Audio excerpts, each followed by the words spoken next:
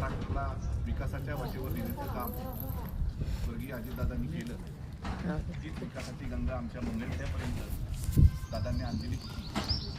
खरं तर दादा पर्यावरणप्रेमी होते. अशा पर्यावरणप्रेमी नेत्याला आदरांजली वाहण्यासाठी पर्यावरणपूरक असलेली सायकल घेऊन मंगळवेढा ते बारामती ही 135 किलोमीटरचं अंतर आम्ही या ठिकाणी आलेलो आहोत.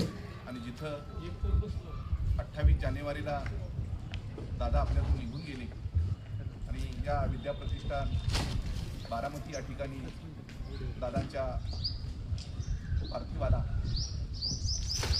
अंत्यसंस्कार करण्यात आले.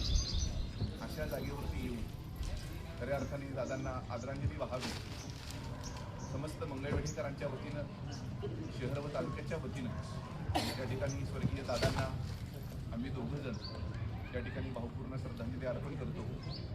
असं नेतृत्व तयार व्हायला अनेक वर्षे लागत असतात. खरं तर शेतकऱ्यासाठी फार मोठं काम दादांनी केलं. अनेक शैक्षणिक संस्था दादांनी उभा केल्या. शेतकऱ्याच्या आयुष्यातील असणारी दुःखाची रात्र संपावी आणि नवीन आनंदाची चैतन्याची पहाट त्याच्या आयुष्यामध्ये उगवावी याच्यासाठी रात्रीचा दिवस करून दादा या राज्यासाठी कुठले अहोरात्र काम केलं. त्या दादांची असणारी शिकवण, त्या दादांचं असणारे कार्य, त्यांनी घालून दिलेला आदर्श आमच्यासारख्या तरुणांना निश्चितपणानं प्रेरणादायी ठरेल. मी पुन्हा एकदा आपले स्वर्गीय अजितदादा पवार साहेब यांना आमच्या मंगळवेढ्यातील सर्व नागरिकांच्या वतीनं मी आदरांजली अर्पण करतो, भावपूर्ण श्रद्धांजली अर्पण करतो.